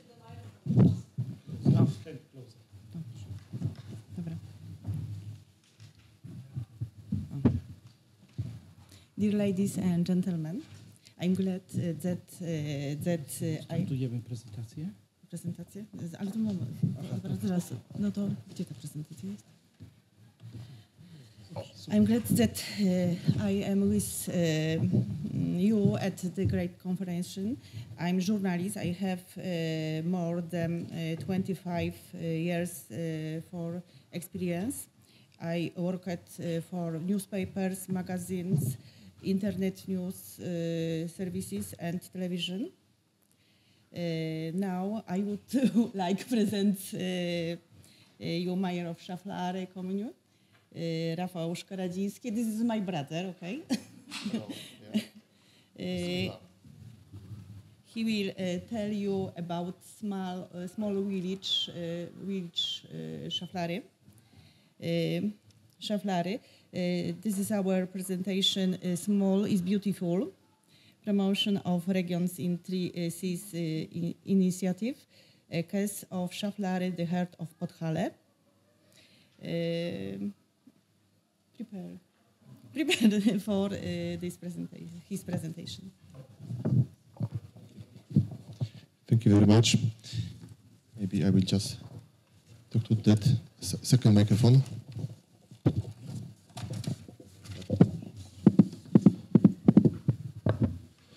First, I have to finalize the presentation. Peter, could you just help me with the presentation? Tak, to już do prezentacji chcemy teraz? Tutaj jest, tutaj...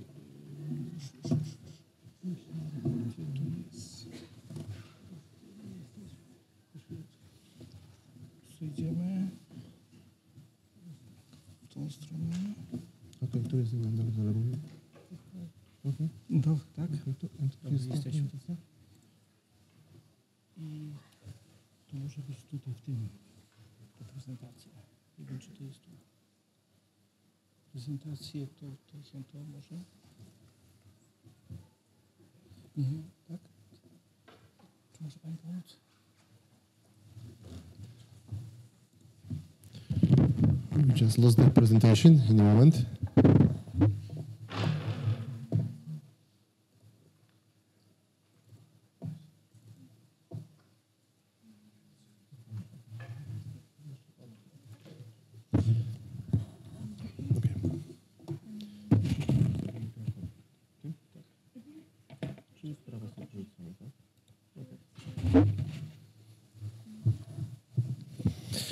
Okay, thank you very much. At first, I would like to thank you for the invitation. This beautiful place, that wonderful people here. My presentation will be not maybe about the ethics in media, but I think that it would be also a good topic for you, because the heart of Podhale, Szaflary, is a good region for all the media and to know how it's work in our Szaflary community. At first, Szaflary is a small community. It's only 11,000 of residents with 7 villages. It's in the south of Poland, and our, I could say, capital is the village Szaflary. So, as I told you, in Szaflary we got only 4,000 residents. However, we have a very rich culture and interesting history.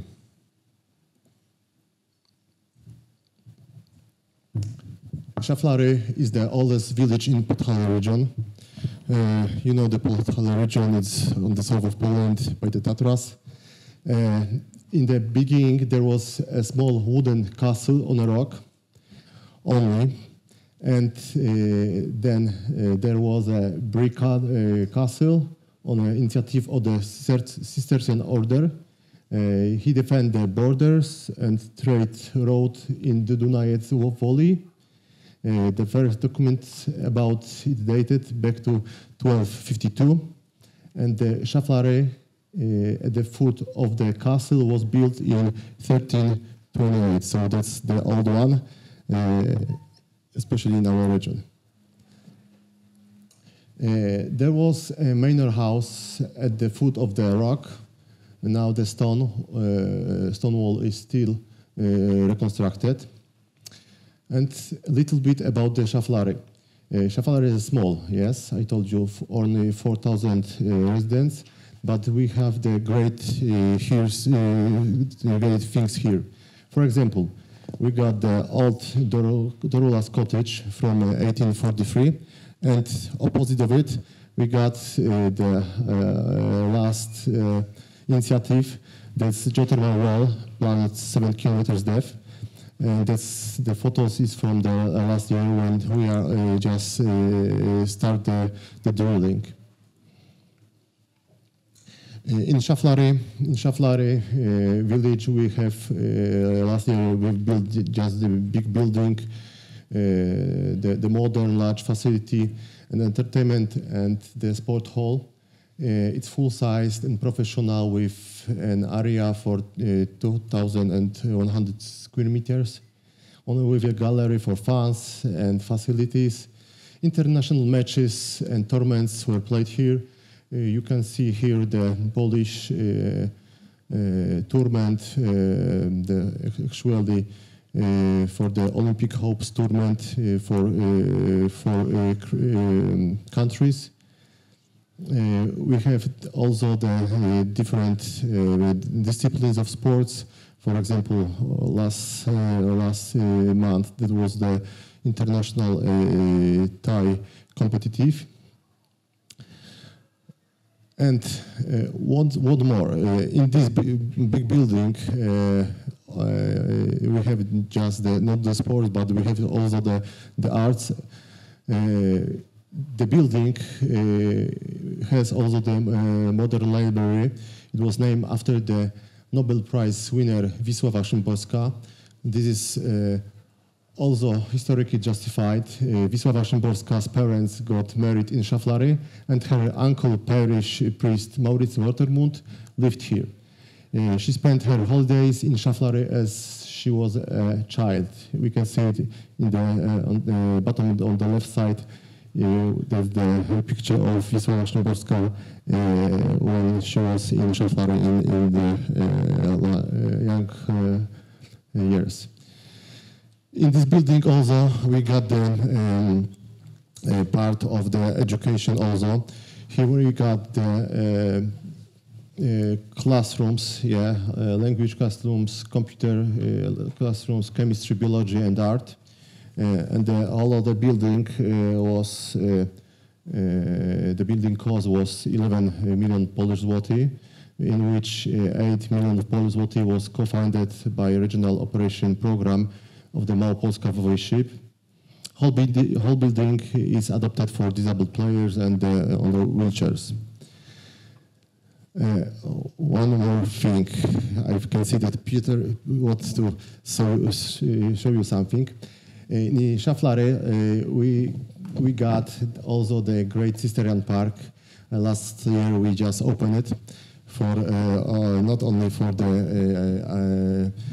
our people, but also for the tourists. The park has the largest multimedia fountain in Małopolska. It was created as a part of international cooperative with project entitled Cistercian under the Tatars Mountains, Common Roads and Common Future in Szaflary, and Spiska Teplica. It was both countries' project, Polish and Slovakia. It was financed also by the United Europe from the European Regional Development Fund under the Interreg 5A Poland and Slovakia program, as I told you. Maybe we can just put 2 short films for you. Is it possible? I think.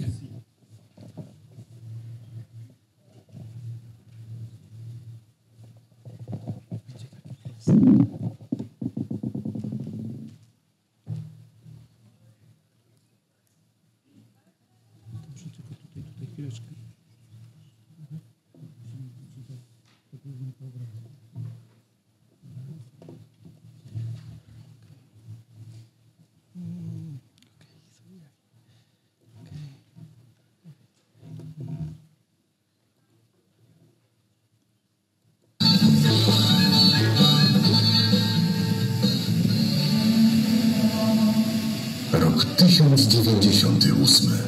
Robert z Molenu zakłada pierwszy klasztor w Sito. Rok 1100. Papież Paschalis potwierdza regułę zakonu. The Pope recognized these institutions.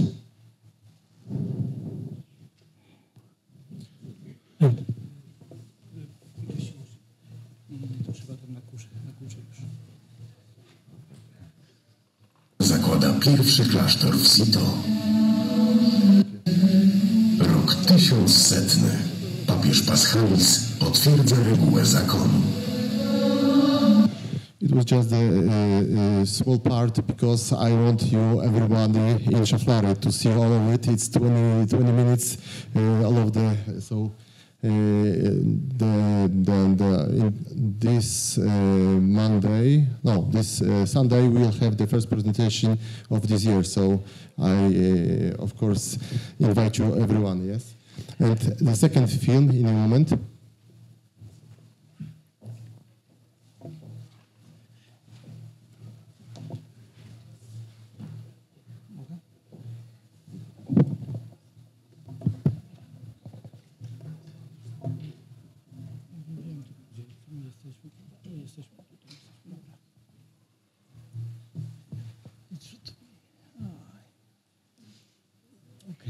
I think the last movie will be maybe in the break. During the break, we can show movie it. is a movie, but here we have something that is extraordinary. Oops. Ooh.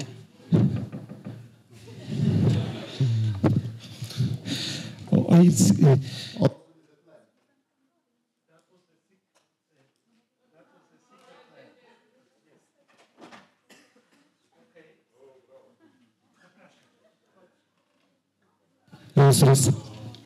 So this is a Szaflary for you.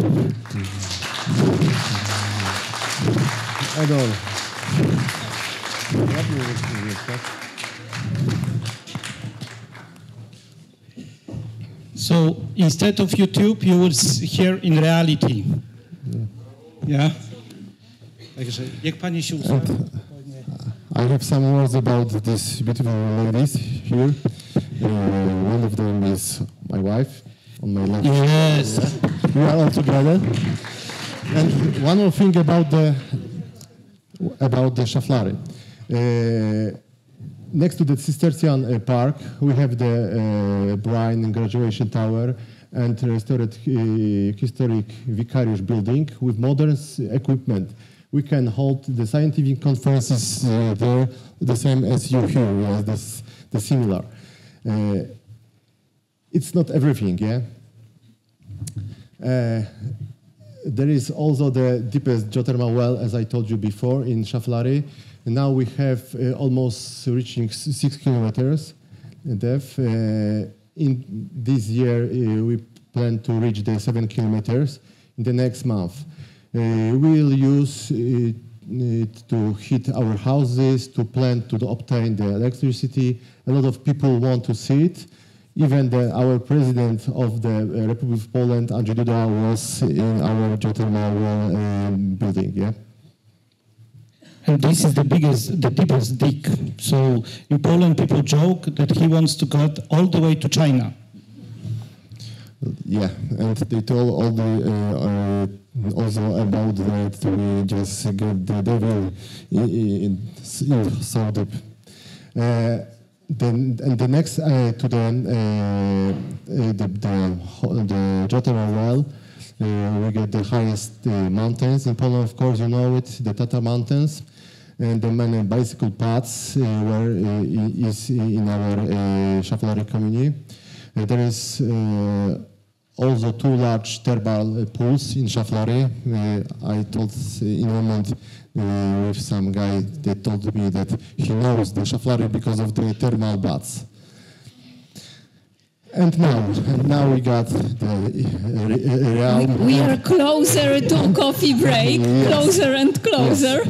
Yes. In the Szaflary we have also the best rural women's circle in Poland. They won the first place in Poland. They prepare dishes for our international seminar in Sistertown project. Also, they promoted Szaflary on an international fair in Berlin this year. And what's more, and now we have the special dishes, special taste from our ladies. And I think that after just my presentation, we want to invite every one of you to taste it. It is the taste of Podhala region of Szaflary. So thank you very much for all of it, for your attention. And right now, I think that you are supposed to go there and try it. There will be a song. Yes. So we sung and you can go with us to the food, okay? Thank you. Thank you very much.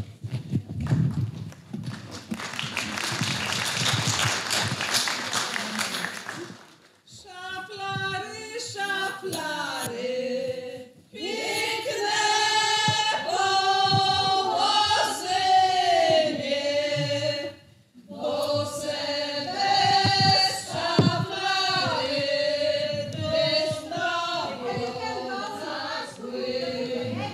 That's the break time. Yeah.